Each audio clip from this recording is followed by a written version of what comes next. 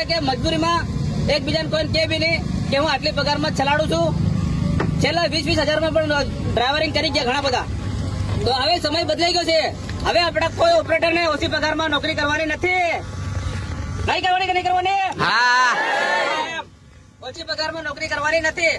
હવે ફલોરીના ડ્રાઈવરને પગાર રહેવાની છે 30,000 રૂપિયા. અરે ખાવા પીવાનું સેટ નું બોલો. હા, સેટ નું રહેવું જોઈએ એમ.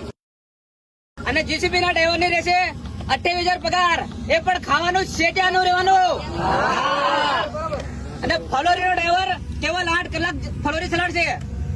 અને નાઇટ કરાવશે ને તો પછી જે દિવસની જે હાજરી ચાલે ને એ પણ નાઇટ ની પણ આપવી પડશે. આપવી પડે કે નહીં? અને આ રીતે જીસીબી ના ડ્રાઈવર ની પણ 8 કલાક જ ચલાવશે અને નાઇટ ડ્યુટી કરાવશે. એની પગાર અલગથી થશે. થવી જોઈએ કે નહીં થવી જોઈએ? કેમ કે ઓછી પગારમાં હવે અમે કામ કરવા નથી.